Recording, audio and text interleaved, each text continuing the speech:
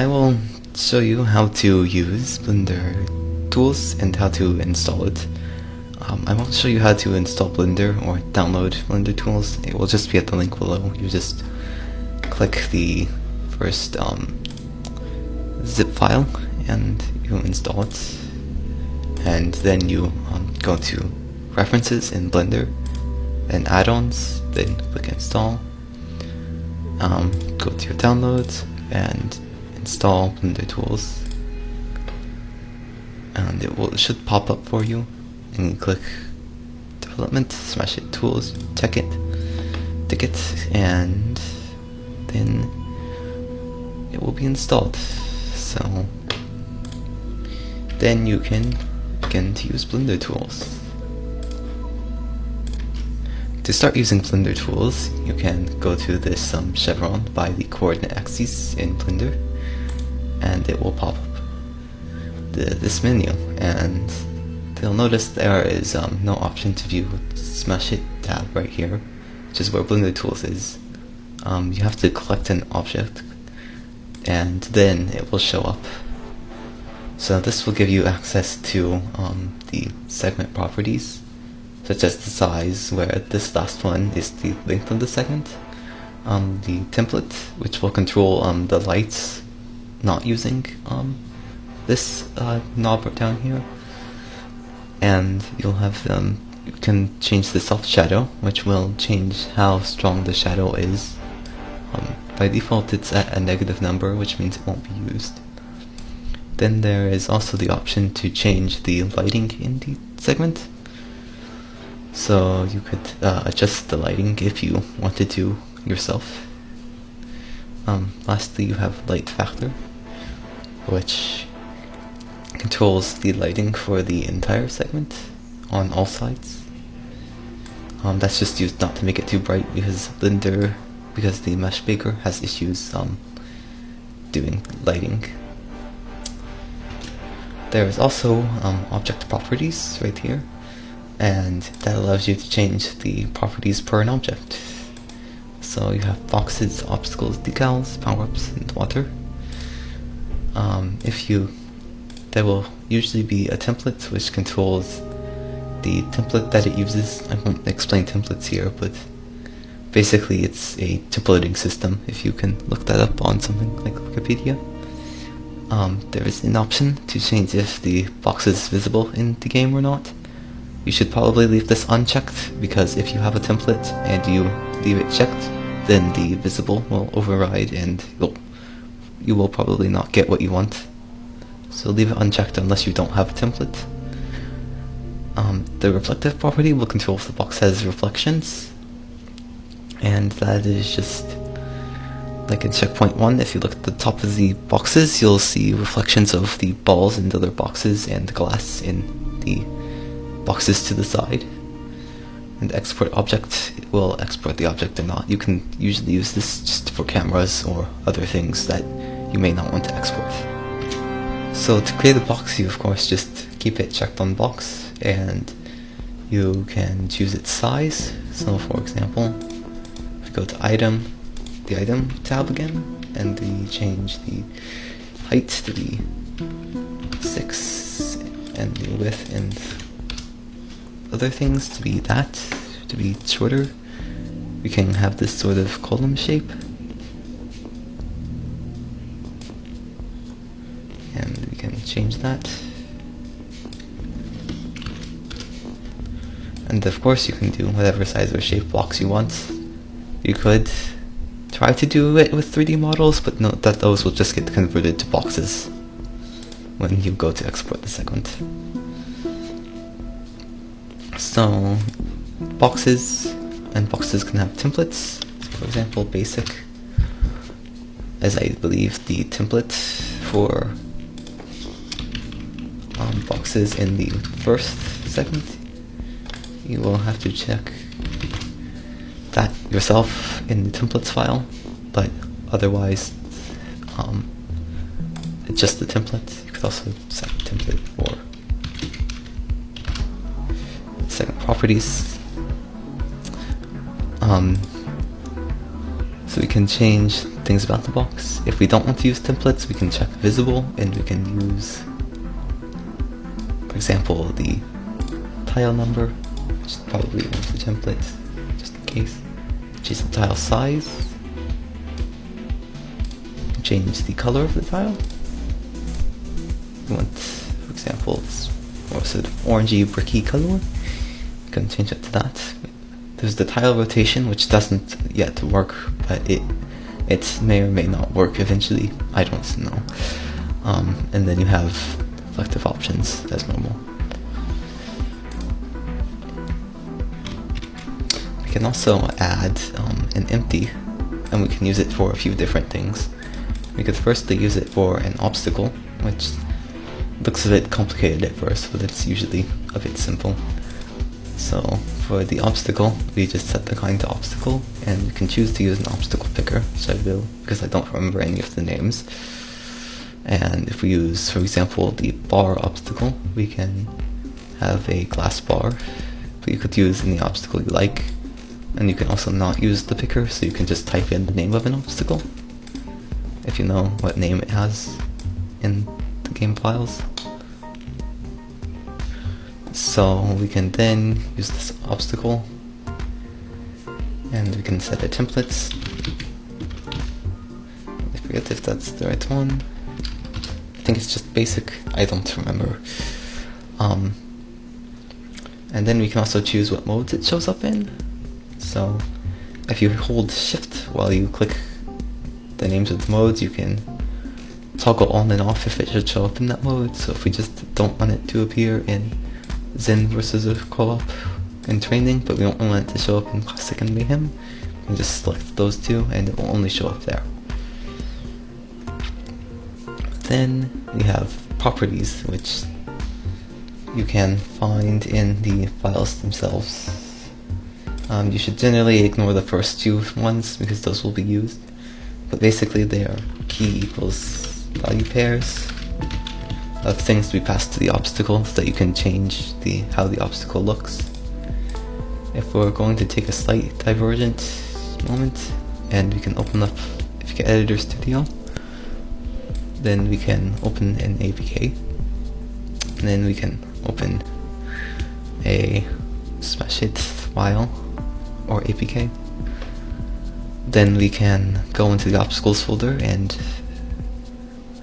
see what the obstacle parameters the obstacle uses. This will just be a moment. So if we now click open contents, you can see the root of the APK. This is the files in it, and we go to the assets folder, and we can now see there were the templates. You could check those if you wanted to.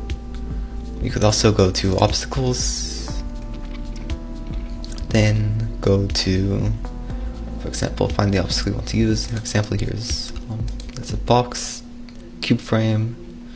So I believe this one is just called bar. So there it is, and we can just open it in Notepad. So we drag it into Notepad, and now we can see how this obstacle works.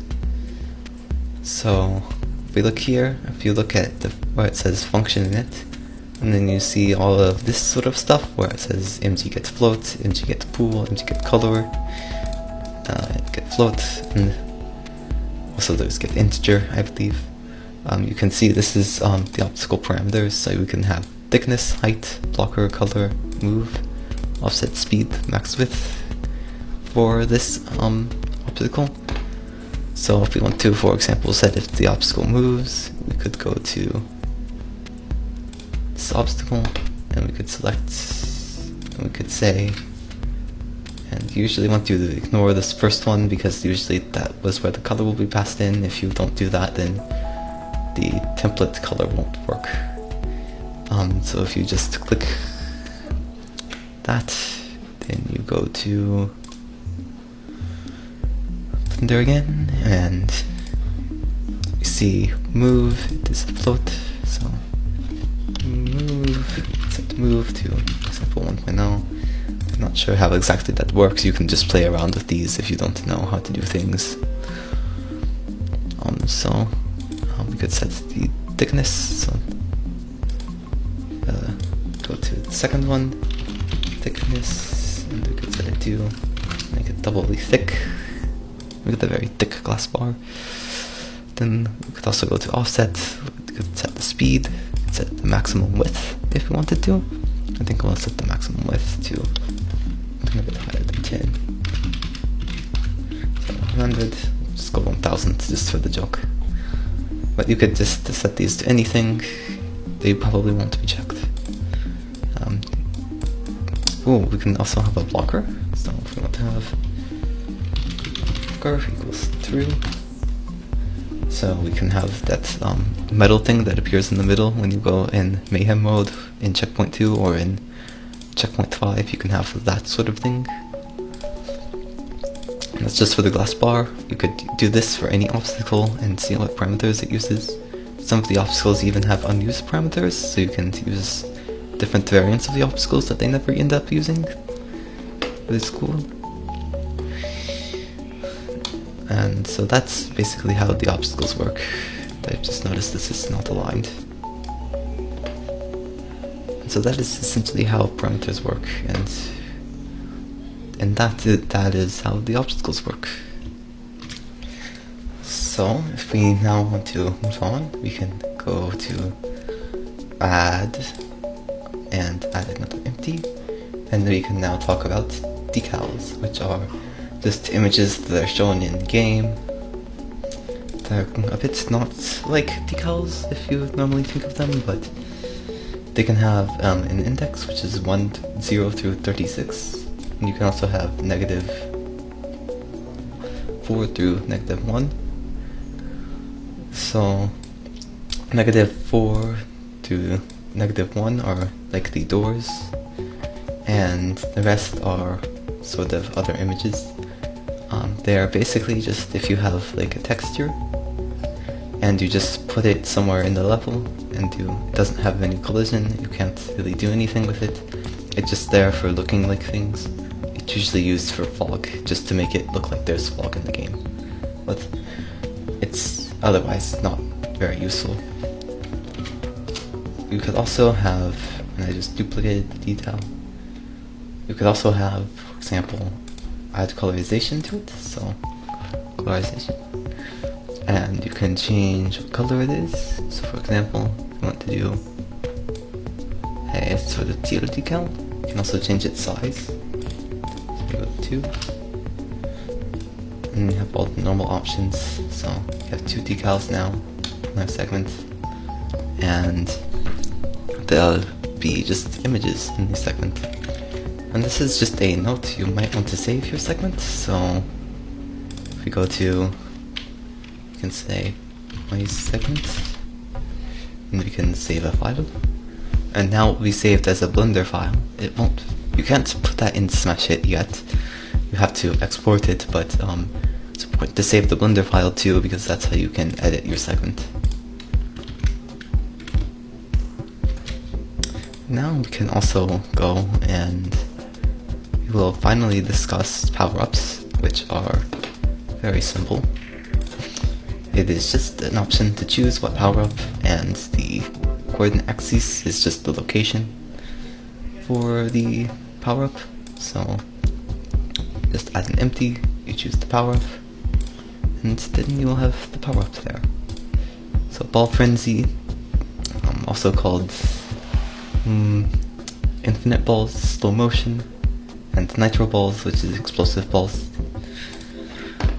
So you can just have power-ups. You'll also notice that there are a list of other power-ups that you might not recognize. Only the power-up called Barrel works, at least as far as I know. So you could use Barrel and that will create a small explosion. It will show up as a ball, it won't look like a barrel.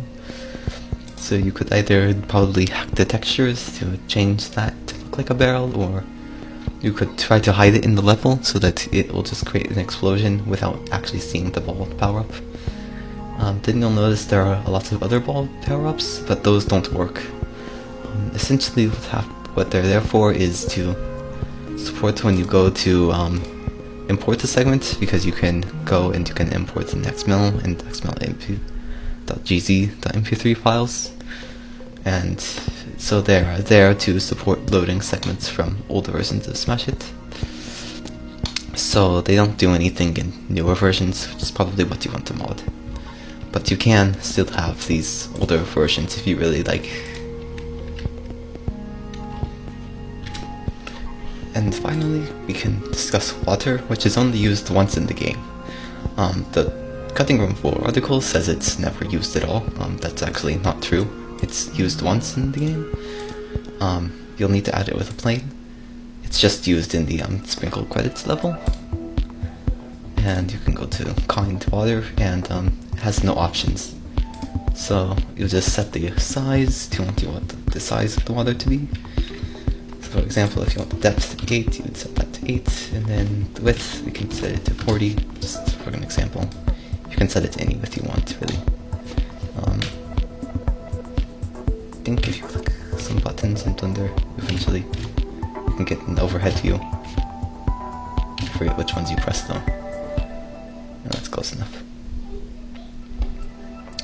So now that's the water, and it's the same depth of our segment. We should probably move these two columns back a bit so they don't look so awkward.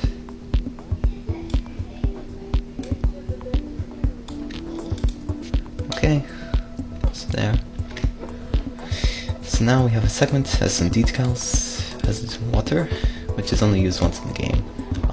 I don't think it really does much, except for make the obstacles under it float a bit more. You have the obstacle, regular obstacle. It should be noted that you can also add crystals if you like. So there are some crystals. In fact, let's just duplicate this, and we can add a crystal. Just put it on the surface of the water, just for fun. Delete these. Probably would have been easier just to add something blank with whatever. We can make it, for example, a diamond crystal. These crystals I think usually use the double name _ST. I don't remember though. I'll just make it appear everywhere. And so then we'll have just a crystal there. It will appear, and now we have our segment that will be ready to export.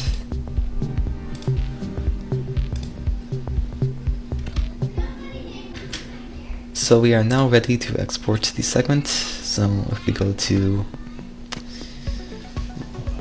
export, then to compress segment, or it's segment if you don't want it to be compressed, but usually you do want it to be compressed.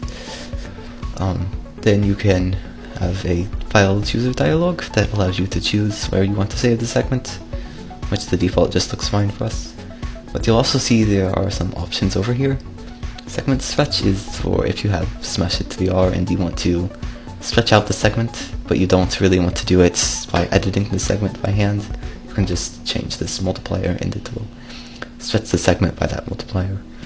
Box baking will change how the boxes will be baked. So mesh will generate the mesh file alongside your segment, which is what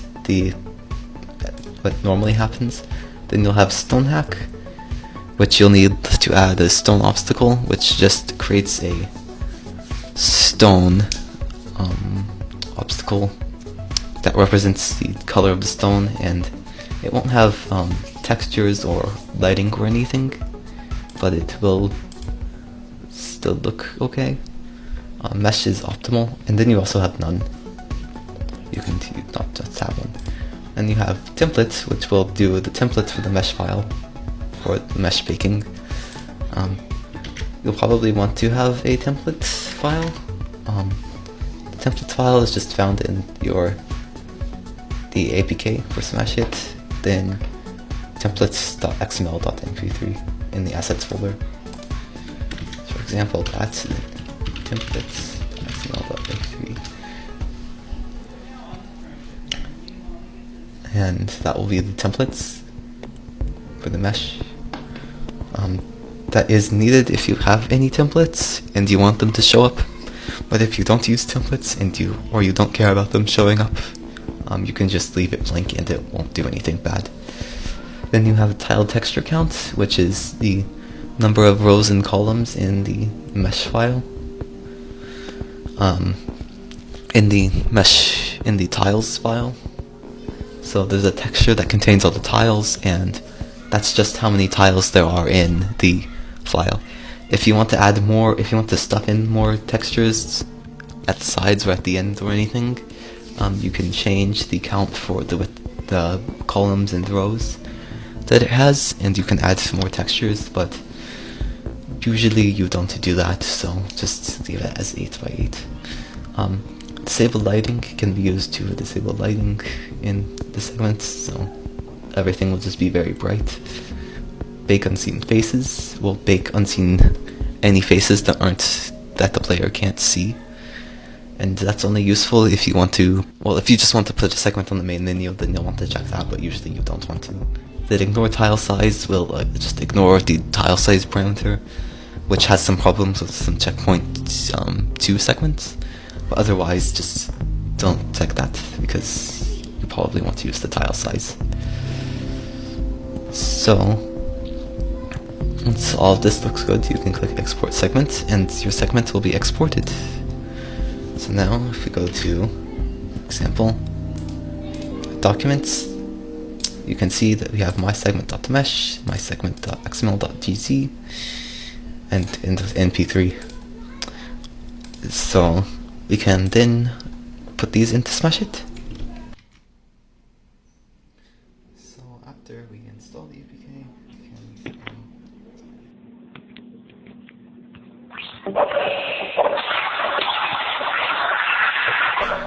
we can see that the template for the bar didn't work, but I guess that's fine.